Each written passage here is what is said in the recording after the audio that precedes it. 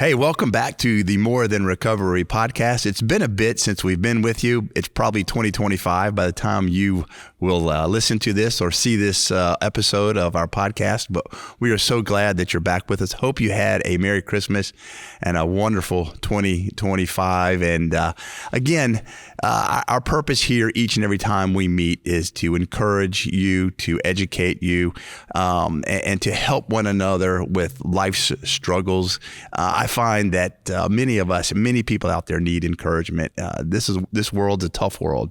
We're just coming off the holidays, and many people will probably tell you that the holidays are some of their toughest times. And so I know that word encouragement and the idea of encouragement, so many people need it. And if you need it, please, or you know somebody who needs it, please share this with them, share this episode. And I hope that it will be just a great encouragement to them. But again, welcome back.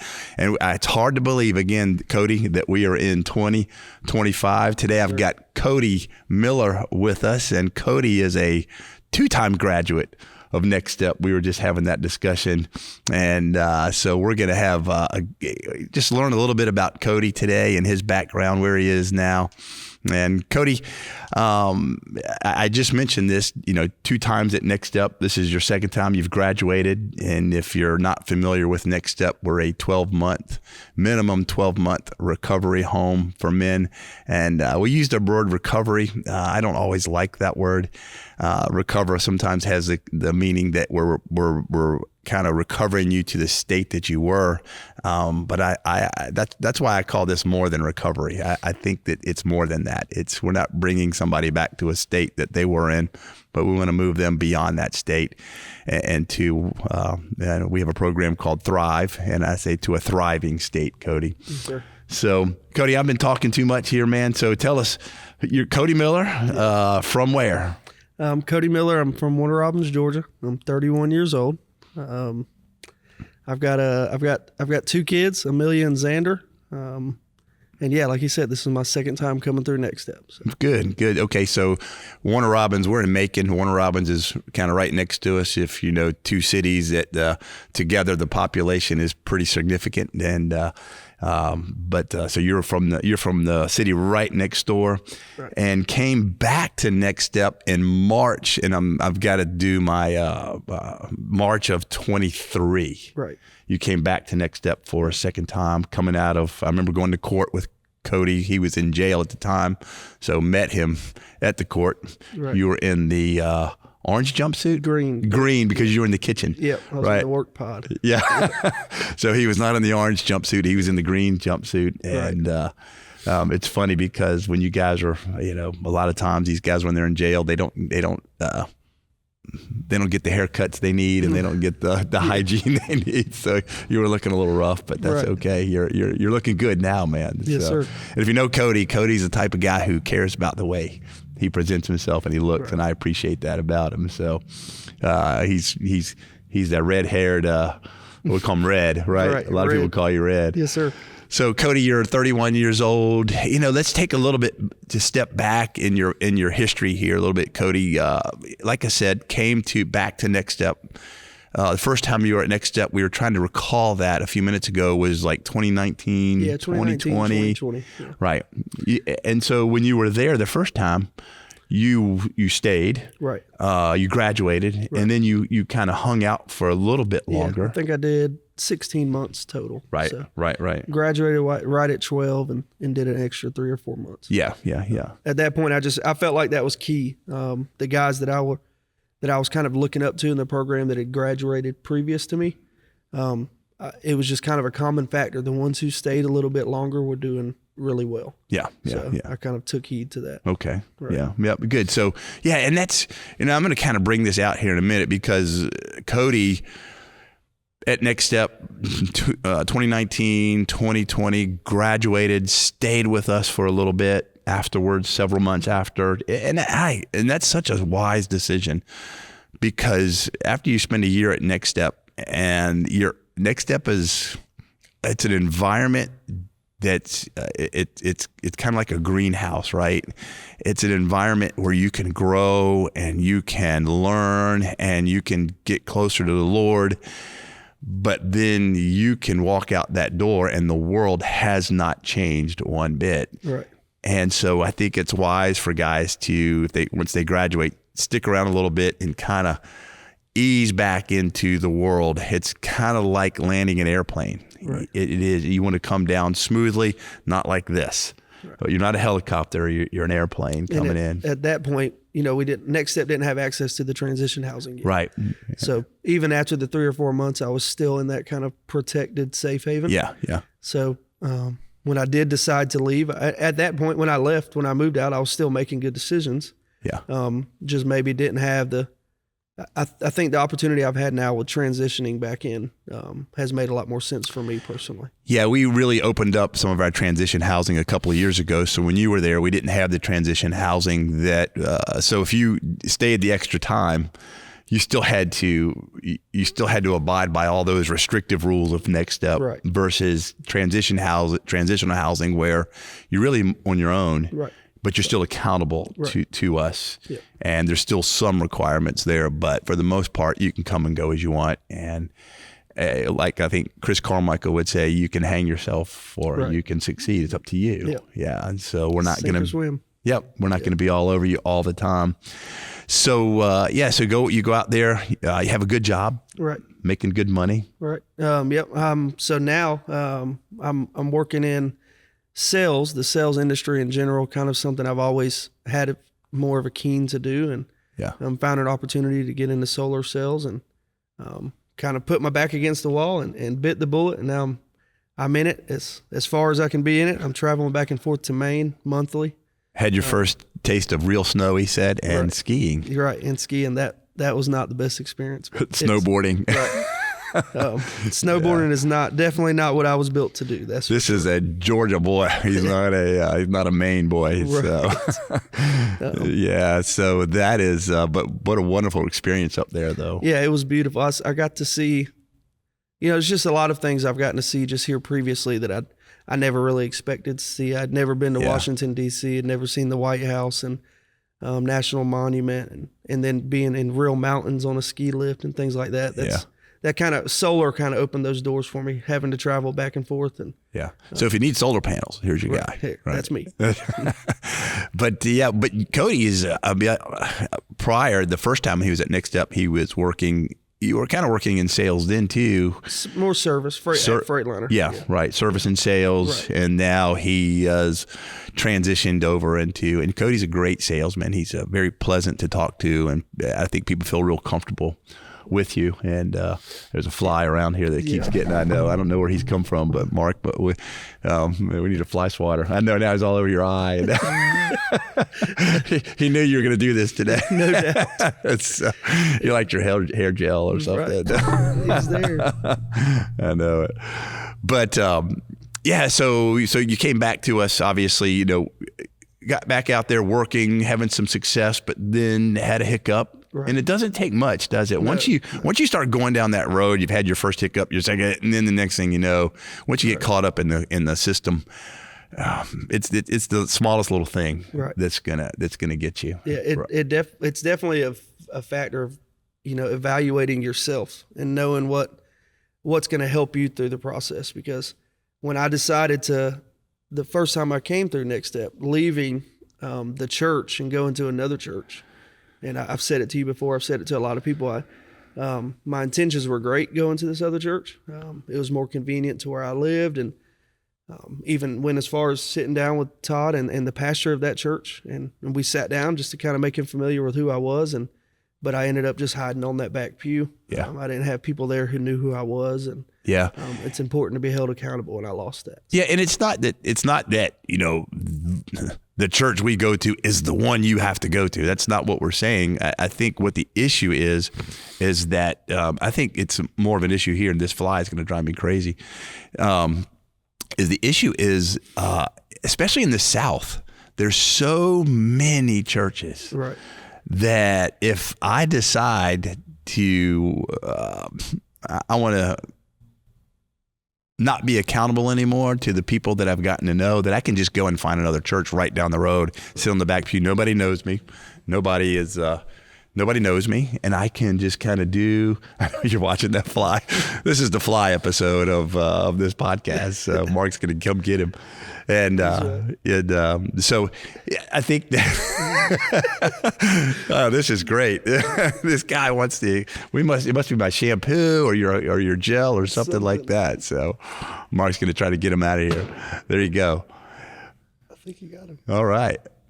But it's not that again that one church is better than another church, but we have the ability, especially in the South, because there's a church on every corner, right, to just go hide in another church, go hide on the back pew, right? And man, I want every guy to find the church that fits them, right? But then get involved, right, jump in there, serve, be known, let people know who you are. And don't be afraid to share your testimony appropriately, so people can love on you and provide that accountability that we all need. Right. We just had this discussion a few minutes ago about we all struggle. All of us have problems. Every single one of us, not just people who struggle with addiction, right? Yes, sir. So here you are now. So you came back to Next Step. Tell me, Cody, coming back to Next Step that second time, what was that like? Oh, the beginning was a lot harder than I expected it to be. I was waiting in jail, it was exciting to get out of jail. Yeah. But then once I was in Next Step, those first few weeks, it was just very humbling. And, being pulled away from the life that you had somehow created again. And, right. There's a lot of factors that you're unsure of all of a sudden. You don't know if you're going to have that same job again, or if those people that were in your life are going to be there. If you have kids, you've let your kids down, or you've let your family down. And there's just a lot of guilt at the beginning, no matter, what program you're in or what you're doing or what church you're plugged into. And, but I knew without a doubt when I originally asked to come back to Next Step, I knew I was making the right decision. And even inside of that first month or so, it took me to get mentally and spiritually right again.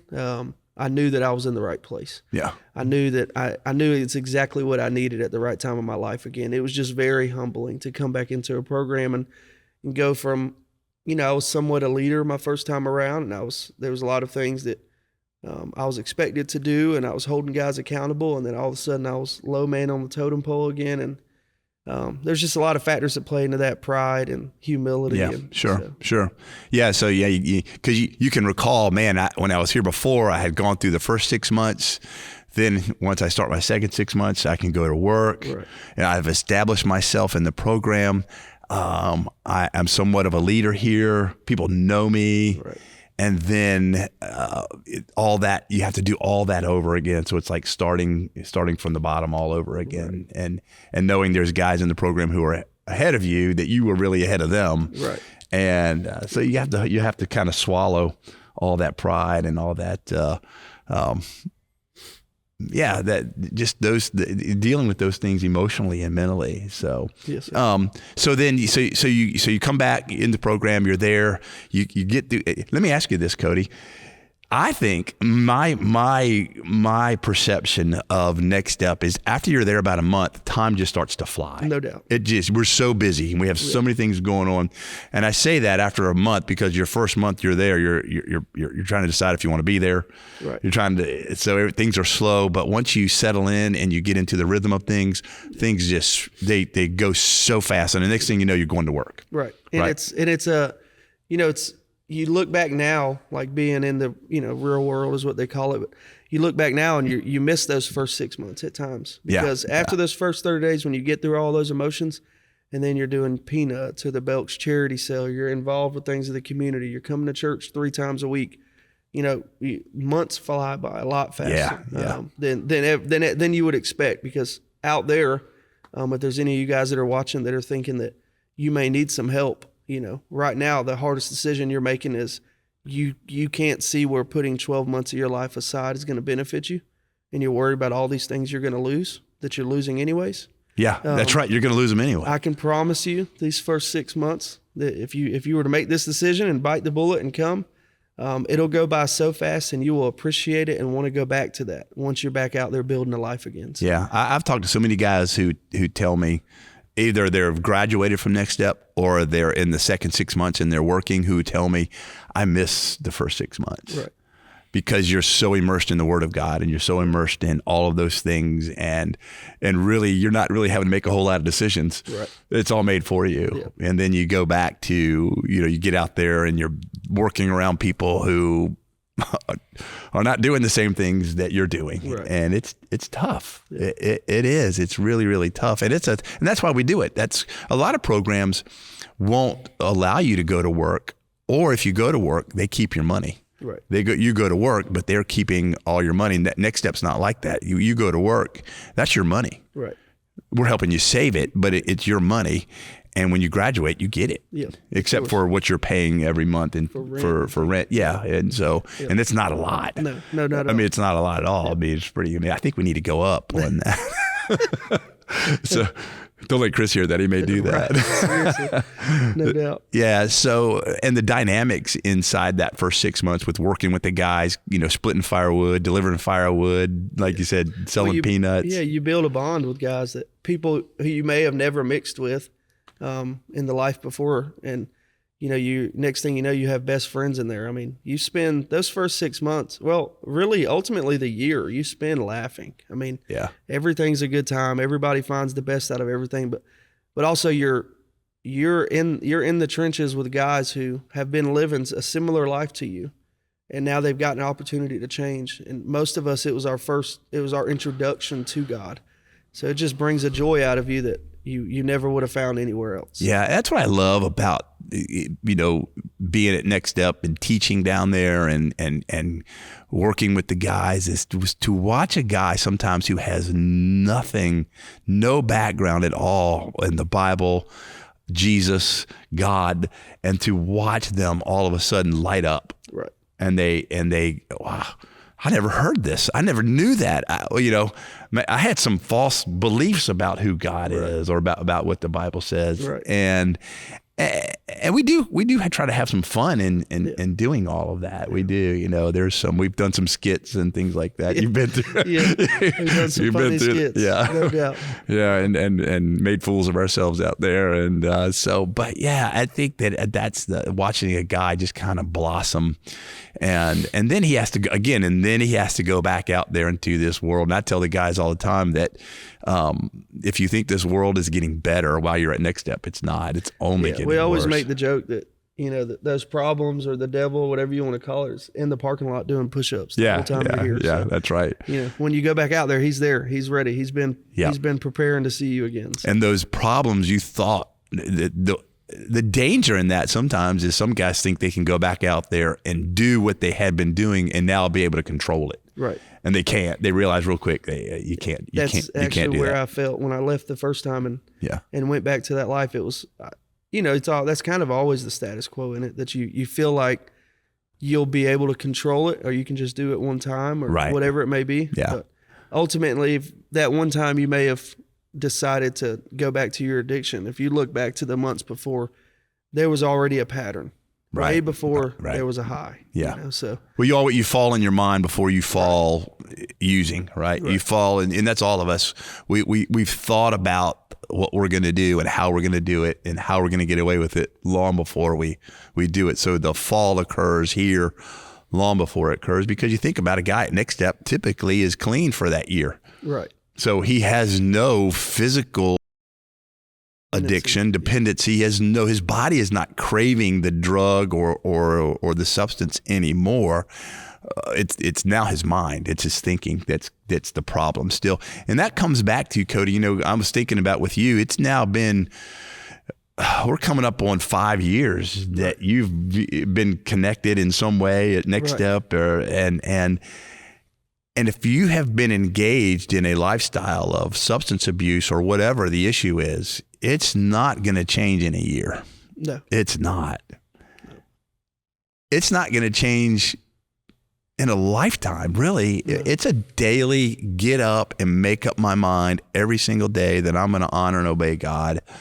It's a daily decision every single day, and it's a battle every single day. I understand when people say, this, Cody. I do. Man, I asked God to take away my addiction and he just took it away. I have never truly seen that. That's not how it worked for me at all. And it's not how it worked for almost anybody in 20 years of doing this. But I hear people say that. Man, I just asked God to take this away. I just prayed and he took my addiction away. I'm not saying that didn't happen. Right. I have, in 20 years, I have never seen that occur. And it is not because when God saved you, he didn't turn your brown eyes blue, right? He didn't change your brain neural pathways. He didn't. He tells you now the renewing, once you're saved, once you come to Christ, now the renewing of the mind takes place. Right. And it's a long process. Well, it's an everyday battle. I mean, there's still days that, just something that will be going on in my day that had something similar. Not anything I'm doing or how I'm living is similar to how I used to live, but I'll see somebody or see a place where I used to not live right. And, those thoughts will come flooding through my head. And that's when, they say they made a decision and God took it all away from them. No, every time that stuff happens, I have to make that decision and have to let God take those thoughts away from me. Right. It doesn't go away. I mean, even, Maine's a completely different place than anywhere I've ever lived. I've never been that far away from Georgia. And I see things and I see people that remind me of how I used to be. Yeah. A lot of times it reminds me of how grateful I am, but sometimes, that thought will trickle in like, what if I decided? And for me personally, the pain that I dealt with and how I had to go through addiction, it's not worth going back to that pain ever again. It's just not worth making those decisions that I know will lead up to it. Now I can spot them from a mile away. Like I don't have to start making those decisions before the high. Yeah. I try to pull back then, and that's good. Yeah. I had a conversation with a guy the other day and he told me, he's been clean and for several years now, went through our program, went through Next Step, got a family, doing really well his work, he's making good money. And he told me, he said, Todd, I can't imagine at this point now, even going back to that. He said, before when I was trying to get clean and I made a little money and he said I could, he said, but now I've come too far. He said, I've come so far. Why would I give it all back up again? Right. But at the same time, that's where we can, if we're not careful and if we're not making that decision every single day, fighting the battle every single day. I'm going to say this. It's a battle for all of us every single day. If you're going to get victory, it's a battle every single day. It never really gets easy. It doesn't. And we're expecting something easy. We're expecting to get clean and then it'll be easy. And it never is easy. And I think that's where a lot of people struggling with addiction get disappointed because they think at some point this is supposed to get easy and it doesn't. Right. It gets easier. Right. But in that, when that guy mentioned that to you, all I can think in my head is, it's the day-to-days that is so important to make sure you never think that you can go back to that. Right. Because it's one of the biggest factors for me personally is music. Like honestly, the music I listen to, actually, I went to, Chase is going to owe me for this to promote the Rock Solid That's right. Man. Yeah. But at Rock Solid Man, there's the guy that heads it up, his name's Chase Radfield. And he set up on the stage one day when we were at a men's meet. The songs we sing affect the lives we lead. That's right. And that stuck with me since he said that. And it's almost every time I'm in a vehicle by myself, it's on K-Love, no matter what. Yeah. It's always on. And it's not, there's more radio stations than K-Love, Apple Music, Christian music, you can do all that. But it's just something about being tied to that music that's kind of like flowing through my head. Sure. Even when I'm on the phone, I can feel myself humming it. And it's those small things that you do on the day-to-day, when you have something as fragile as an addiction in your life, it's important to keep doing those small things because it builds. I read a statistic a while back that said the number one place a teenager goes to for advice when they're struggling in their life is their music. Right. And the music they're going to is not helping. Not at all. It's not. And if they're going to their music and it's not good music, it's just putting them in a worse place. Right. So it is so, and so everything that I'm allowing into my mind on a daily basis is a decision. And it's a decision I have to make in the moment. Yep. Right. So I have to make that decision every day, right? That today I'm going to honor God. Today I'm going to walk with God. Today I'm going to make the right decisions. Today I'm going to pray about when I'm struggling. I'm going to give it to the Lord and ask Him to come in, and He's not necessarily going to take those thoughts away, but you've got to replace them. Right. You've got to do something to replace those thoughts. So, right. Man. Well, Cody, I appreciate you. I know we're going to run out of time here with the fly getting in there and everything else. So if you could leave here today and have a couple of things you would want to leave the audience with, what would they be? For the ones out there that are still struggling in addiction, and this may be the podcast that they hear that would lead them to go get help, just you have to do it. You have to make the decision for you. You can't do it for your kids. You can't do it for your mom or your neighbor or anybody else. You've got to ultimately make the decision that I want better for myself. I promise you, it's going to be extremely hard at the beginning, but on the back end, when you finally start to see the fruition from it, you will love yourself so much more. You'll appreciate the decision you made, but you don't stop whatever you're doing right now and make the decision to go get better. Yeah, it's good. Yeah. And it's a hard decision. It really is. And you're going to have loved ones telling you need to do this. I had somebody come to me in church yesterday, looking for resources, looking for options. And it was right before the service started. And I was like, look, you're not going to remember anything I tell you here. I said, I gave him my card. I said, email me, text me. I will lay all this out for you. But it's the decision that person has to make. Nobody can make it for you. Right. Nobody can do it. And one other thing is, don't when things happen in your life, don't overlook what God's trying to help you see. Amen. That's good. I lost my mom a year and a half ago, and that was probably the hardest thing I've ever went through in my life. But if anything happened from that, it helped me become a better man. I realized how short life is, and how fast it can be over with. And there's just so much more to live for here on this earth before we see the better side. There's things I have to accomplish before getting to that point. So great, man. Yeah, I remember that when you lost your mom. It's been a year and a half. Yep. Wow. Yep. It's crazy. Time just goes, doesn't it? It does. I know. That was a tough time. So, well, thank you so much again for joining us today for our More Than Recovery podcast, and for Cody. And if you have any questions for Cody, you can always reach us through our website at www.nextstepmen.org. We'd love to hear from you, connect with you. Please share this podcast, subscribe to it. There's a subscribe button right here on this YouTube channel, and you can hit subscribe, share it out with the other folks.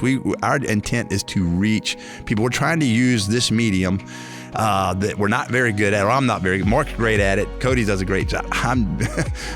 It is what it is, right? But we're trying to use this medium to reach people that need help, that need encouragement, that need something other than what they're doing and getting at this time. Whether you're a pastor or a parent or just a friend of a loved one, share this out and subscribe to it. And we would love to be able to have Cody's message reach other people who need to hear it. Have a great 2025.